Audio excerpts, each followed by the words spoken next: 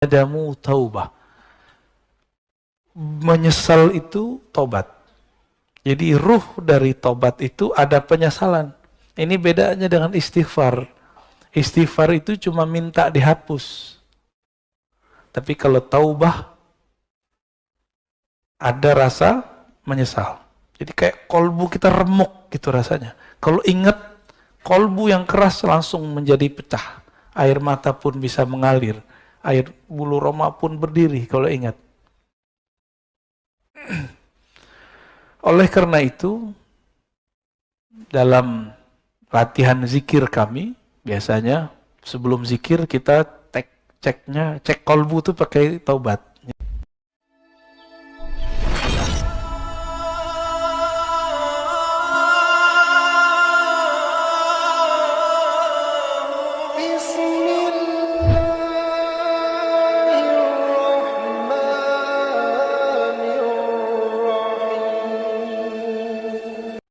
Jadi kalau kita ditanya, kapankah kita mengetahui kolbu ini mati? Kolbu sudah mulai ada indikasi dia bakal mati. Jawaban beliau ada dua. Yang pertama, adamul huzni. Tidak ada huzn. Masih ingat nama kitab La Tahzan? Ini huzn. Kata bendanya huzn. Tidak ada rasa sedih ala ma fataka minal muwafaqat, terhadap taat yang engkau luput mengerjakannya. Ala ma fataka, terhadap yang telah luput darimu minal muwafaqat, daripada ketaatan. Ya, muwafaqat artinya ketaatan. Kita enggak tahajud atau enggak sempat witir, tapi enggak ada perasaan sedih. Bukan putus asa, sedih. Ya. Berarti kolbunya ada indikasi mati. Mati separuh lah, ya, mati seperempat lah. Ini mulai hati-hati.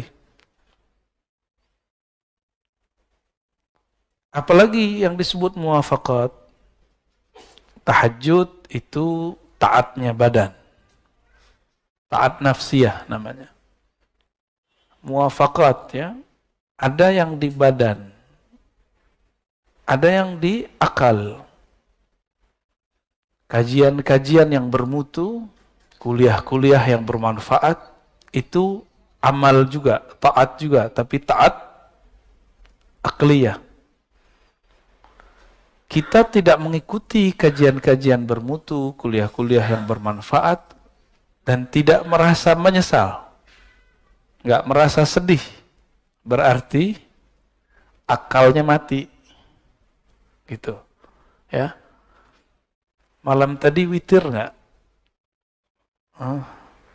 Witir itu kalau di thorikot saya wajib, bukan fardu, wajib. Jadi saya membedakan fardu dengan wajib. Fardu 5 waktu. Kenapa disebut wajib? Karena Nabi SAW idza tarakahu qadah. Nabi jika meninggalkannya, Nabi mengqadanya. Dan mengqadanya lebih serius daripada salat-salat yang lain. Kalau salat yang lain itu masih ada opsi-opsi dari beliau. Dan wajib ini juga bisa diartikan sesuatu yang didisiplinkan. Jadi Nabi mengqada amal-amal sunnah yang sudah dibiasakan. Zikir pagi petang, ketinggalan nama kita, dikodok enggak? Nah, zikir pagi petang ini sebenarnya ada tipsnya kalau kita lagi sibuk. Zikir pagi petang itu yang inti adalah subhanallah, alhamdulillah, la ilaha illallah, Allahu akbar, la haula wala quwata illa billah, salawat 100. Semuanya 100. Antum lagi sibuk, 10-10. Sibuk juga, yaudah satu napas deh baca 7 kali, ya. Subhanallah, alhamdulillah, walhamdulillah. Yang penting ada zikirnya, pagi, sore, pagi, sore, pagi, sore. Tapi kita sesibuk apa sih? Hah? Kayaknya punya kesibukan apa gitu. Adakah sesuatu yang lebih menyibukkan dari Allah Subhanahu wa Ta'ala? Apakah ada sesuatu yang lebih besar daripada Allah Subhanahu wa Ta'ala? Saya capek, saya nggak sempat witir. Ya salah. Ya. Bisa capek-capek untuk dunia, tapi tidak mau berlelah payah untuk akhirat. Wajar kalau nanti di akhirat jadi miskin. Karena di dunia tidak mau kerja keras untuk akhirat. Orang yang malas-malas waktu mudanya, tuanya gimana? Ya kismin. Susah nanti, menyusahkan orang dia nanti. Orang-orang yang tidak belajar di masa mudanya, tuanya dia juga nyusahin orang alim. Tapi orang alim ini senang disusahin. Ya. Seperti orang tua senang kalau anaknya manja. Selama dia masih sanggup. Tapi, apakah itu berlanjut terus? Maka wajar Al-Quran itu nggak bicara ibtaghi minat dunia, ibtaghi dunia. Enggak, cari dunia, enggak ada ayatnya. Yang ada cuma ibtaghi fima atakallahu daral akhirah. Yang kamu cari akhirat, yang kamu berlelah, bersusah payah itu akhirat. Maka temukanlah akhirat kita di dalam pekerjaan. Saya sering menyebutkan, Bapak Ibu, temukan akhirat di dalamnya. Ada akhirat di dalam kerja kita. Tahmu di dunia, jangan kamu lupa. Nasib. Nasib bahasa Arab artinya jatah.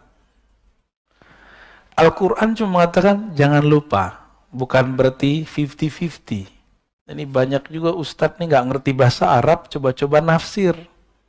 Ini dalil 50% akhirat, 50% dunia.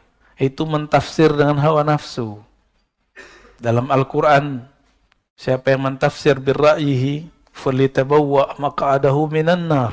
Yang mentafsir sesuai dengan ra'yunya, hawa nafsunya, maka siap-siap tempat duduknya dari neraka. Ya, dari api. Hawa nafsu itu bisa hawa nafsu diri, hawa nafsu kelompok. Ini hati-hati nih. Ini hari tanggal berapa? Ini banyak juga orang lagi rame nih. Ya. Saya sudah jelaskan di banyak kesempatan dan saya nggak mengulang di sini ya. Dan nanti jangan ditanyain ya Pak Mirwan ya.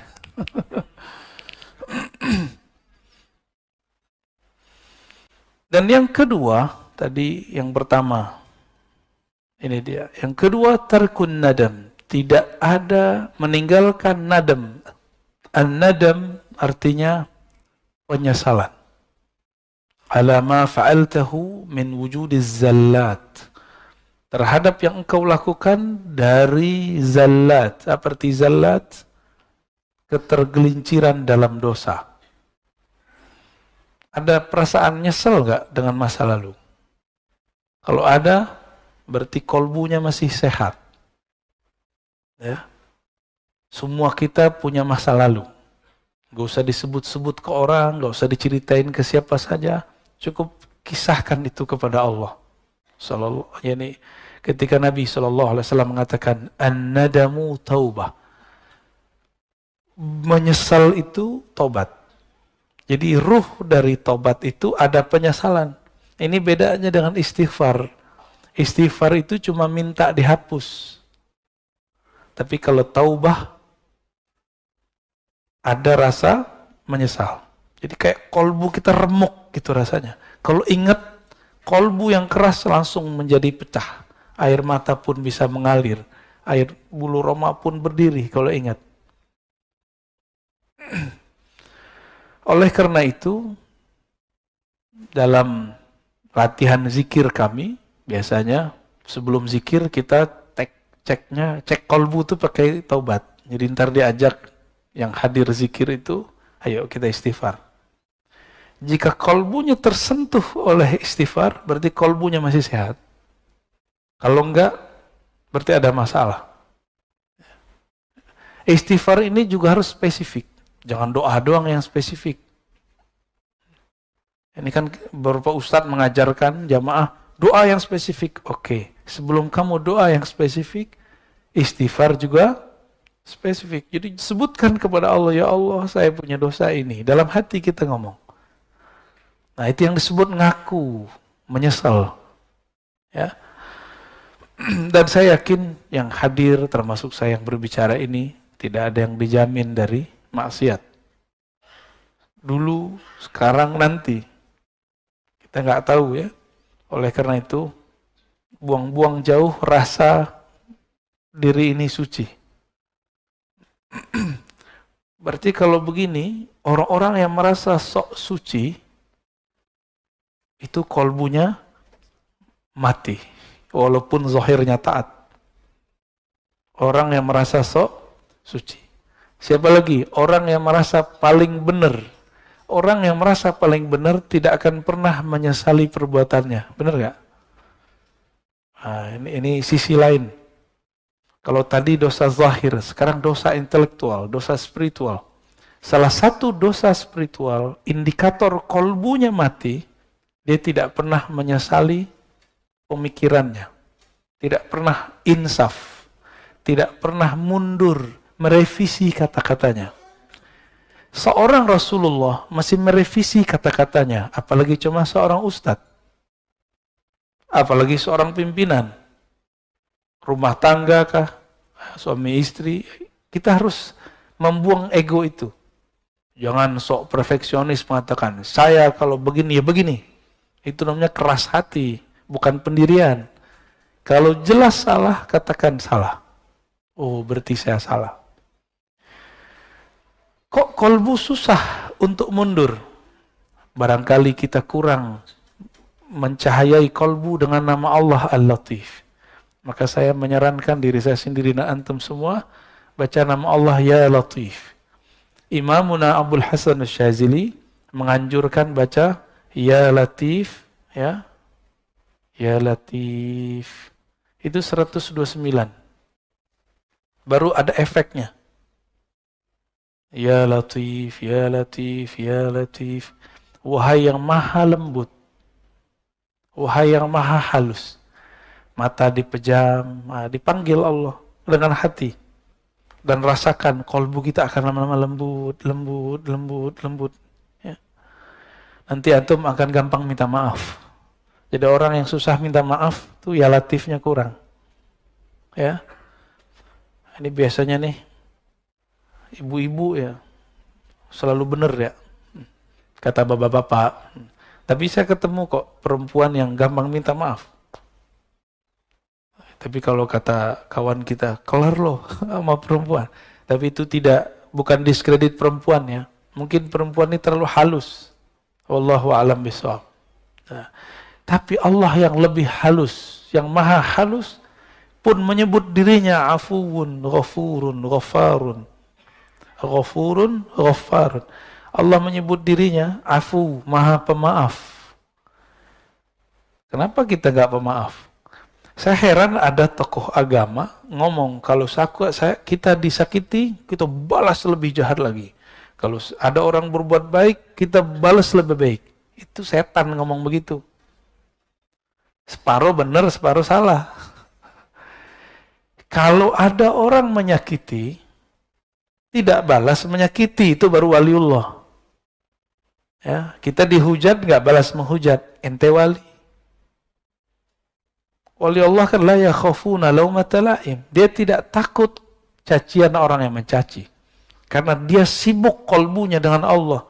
Mau orang caci maki, mau orang puji, kolbunya sibuk dengan Allah Subhanahu wa ta'ala. Ketika ada orang memujinya, dia memulangkannya kepada Allah. Jika ada orang mengkritiknya, mencacinya, maka dia pulangkan ke dirinya.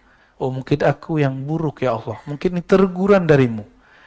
Maka seorang kekasih Allah, jikapun dia dicaci, dia dimaki, dia dikata-katain, dia tidak lihat antum yang ngata-ngatain. Yang dia lihat, mungkin ini teguran dari Allah Subhanahu wa ta'ala. Atau mungkin ini ujian. Saya emosi atau tidak? Ya. Gimana? Antum dicaci maki? Emosi, panas ya? Biasa aja lah ya. Rasulullah SAW itu makhluk yang paling banyak dicaci. Benar. Oh, di Quran lengkap. Majnun, asatirul awwalin, dolla. Macam-macam. Nabi itu gila. Adakah cacian yang lebih tinggi dari gila? Nggak ada, itu paling tinggi udah. Agak rendah dikit, asatir awwalin. Suka mendongeng. Rasulullah ini suka membawa kisah-kisah masa lalu. Bahkan itu menjadi perintah di Quran. Waqsusil qasasa. Bagi mereka ini dianggap sebagai dongeng. Dongeng apa lagi nih, gitu ya. Terus kalimat berikut, la ya'zum az-zanbu 'indaka 'azmatan tasudduka an husnil dhanni billah. Nah, ini beliau lagi ngasih harapannya. La ya'zumu az-zamb. Tidaklah dosa itu jadi besar. 'azmatan, benar-benar besar, tasudduka an husnil dhanni billah. Jika engkau menghadapkannya dengan husnuzan kepada Allah Subhanahu wa ta'ala. Fa inna man 'arafa rabbahu istasghara fi janbi karamihi zanbah. Orang-orang yang kenal Allah, maka di sisi Allah dosanya jadi kecil. Ini ilustrasinya gini. Kalau kita punya cucu, punya anak, punya saudara, punya teman, nyenggol di jalan, atau jatuhin gelas di rumah, dia tamu kita, tamu teman lama, atau anak sendiri, jatuh gelas, digampar nggak? Minta ganti nggak? Anak sendiri, atau teman dekat, tamu. Tapi kalau bapak lagi masuk ke resto, ibu lagi masuk ke resto, mecahin gelas, ganti nggak? Karena nggak kenal. Transaksinya, saya beli, ya saya bayar, saya jual, gitu. Nggak kenal. Coba kalau kenal, digratisin nggak? Digratisin. Beberapa kali kita makan di mana, digratisin. Pas mau bayar, udah ada yang bayarin, Pak. Ternyata sohibnya. Ya, ternyata sohibnya di samping kita nggak kenal. Tapi dia kenal sama teman-teman saya, nggak jadi bayar. Enak, tapi jadi nggak enakan. Mau datang lagi, wah nggak bayar nih. Jika kita kenal seseorang, dia berbuat salah, kita maafkan. Jika kita hubungannya, kita penjual, dia pembeli, kita gratiskan. Kalau antum kenal Allah, sorga Allah nggak jual, Allah kasih. Tapi orang yang tidak kenal Allah, dia memikirkan, dia membayangkan bahwa dia sedang beli surga. Ya, antum mau beli surga dengan salat subuh tadi yang nggak khusyuk itu, ya, dengan zikir-zikir yang kacau balau itu, dengan tahajud yang tidak disiplin, mau beli surga, yakin? Dengan sedekah yang terbersit, ingin ditambahkan 70 kali 700. Sholawat, pengen beli mobil. Yang kayak gitu mau beli surga. Ngaca dulu kita ya. Kita ini selalu berpikir kepada Allah itu transaksional. Betul, Allah itu kadang-kadang berbicara kepada hamba dengan cara transaksi. Hal adullukum ala tijaratin tunjikum min adzabin alim. Tapi ini bukan tijarah bisnis antara makhluk dengan makhluk. Ini kita dengan Khalik. Maka kata tijarah di situ jangan diartikan bisnis. Jangan diartikan transaksi. Saya beli surgamu ya Allah dengan sholat. Ngaca dulu. Kita bisa tahajud karena Allah yang membangunkan. Benar nggak? Benar. Atau antum bangun sendiri? Cobain aja alarm 10 kali. Kalau Allah bilang nggak bangun, nggak bangun. Benar? Beberapa kali kita begitu. Nabi SAW sendiri pun tidak memiliki dirinya. Ketika beliau katakan kepada Bilal, "Hai Bilal, tolong jaga." Bilal mengatakan, "Siap." Karena ini lagi di luar, lagi habis perang. Lupa mengatakan insya Allah. Tertidurlah Nabi dan para sahabat. Bilal tertidur ketika bersandar dengan tongkatnya. Nah, itu Rasulullah. Rasulullah aja nggak bisa ngelawan. Nah ini juga bukan menghibur antum yang tiap hari telat bangun ya. Jangan salah paham. Enak amat. Ini kata kunci. Man arafa rabbahu. Siapa yang kenal Allah, maka istasghara, menjadi kecil di sisi karamih. Ada kata kuncinya. Karam. Kemuliaan, kemurahannya. Karena Allah ini pemurah, Allah ini kaya. Maka kesalahan kita dianggap tidak salah. Tapi kenal dulu. Ada orang gak percaya kalau kita ingat Allah, Allah ingat kita. Kalau kita salawat ke Nabi, Nabi kenal kita. Ada yang gak percaya, Pak? Ya, aliran macam apa itu? Kolbunya sejahil apa itu? Nabi mengatakan, man shalla alayya sallallahu alaihi asyara marrat. Yang salawat kepadaku sekali, Allah bersalawat kepadanya 10 kali. Orang yang mengucapkan salam kepada Nabi, Nabi mengatakan, raddallahu alayya ruhi. Allah kembalikan rohku. Fa'arudda hatta arudda alaihi salam. Lalu aku membalas salamnya. Berarti Nabi kenal gak? Nabi kenal. Dalam hadis yang sahih riwayat Imam Bukhari, ya, bahwa Nabi SAW mengatakan, inna a'mal ummati uridat alayya. Atau uridat alayya a'mal ummati. Amal umatku ditunjukkan kepadaku. Nabi kenal sama kita. Ada seorang sahabat yang sirru Rasulullah, sirnya Nabi, ketemu dengan sahabat lain. Begitu juga Salman ketemu sahabat yang lain. Dan mereka kenal, padahal belum pernah ketemu. Apa kata sahabat nih? Arafa ruhi ruhak. Rohku kenal rohmu. Jadi sahabat-sahabat udah bicara ilmu roh dulu. Kita yang udah telat ya. Sampai sekarang orang masih bertanya, wah Nabi aja gak dikasih kok tentang ilmu roh. Itu salah tafsir. Yang tidak diberi itu ahli kitab. Coba perhatikan. Yas'alunaka anir ruh. Mereka bertanya kepadamu mengenai hakikat alif lam. Ar-ruh. Ya.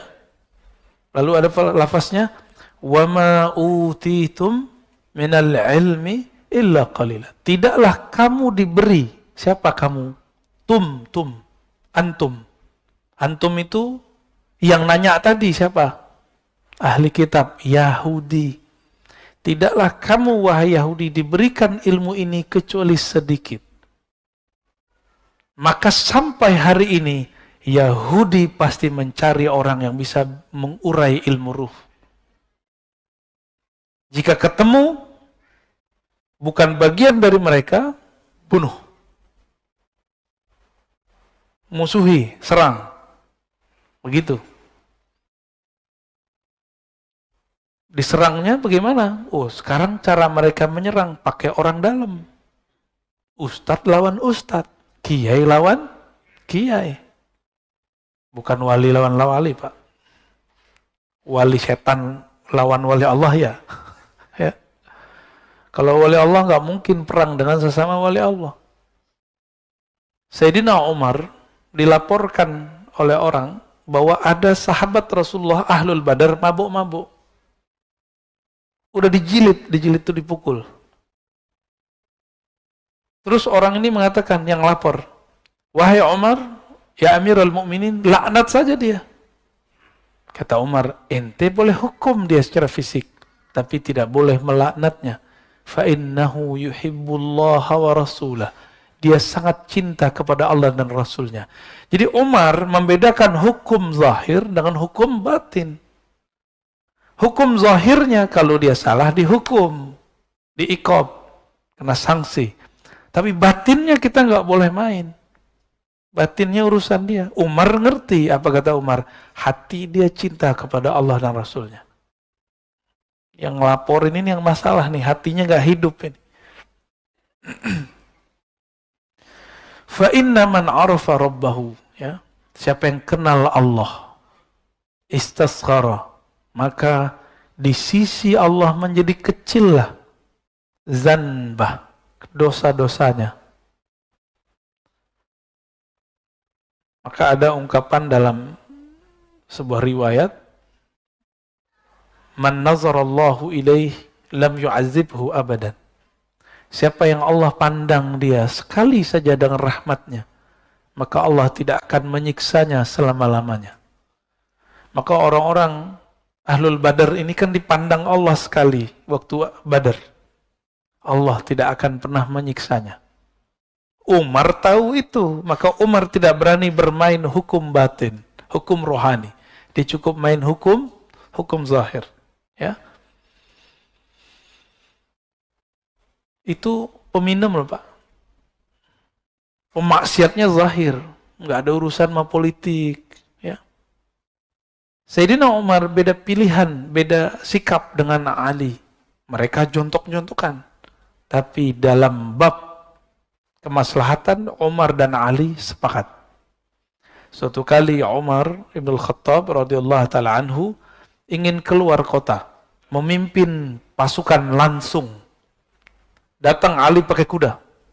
Apa kata Ali? Ya Amirul Mu'minin, jika engkau mati di tengah jalan, lalu siapa yang ngurus Madinah? Ini tanda Sayyidina Ali tidak nafsu jadi khalifah. Tidak seperti yang diklaim banyak orang. Ini hadis sahih. Apa kata beliau?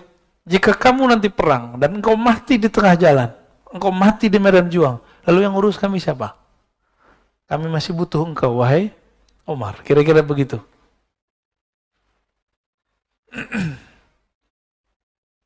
Jadi orang beda politik, tapi untuk maslahat bisa sama. Antum sudah berapa tahun nih beda politik, kok sampai sekarang masih tengkar aja? Ya. Katanya ngaji hikam, ya. Ngaji hikam tapi hati masih keras. Lembutinlah hati sedikit ya.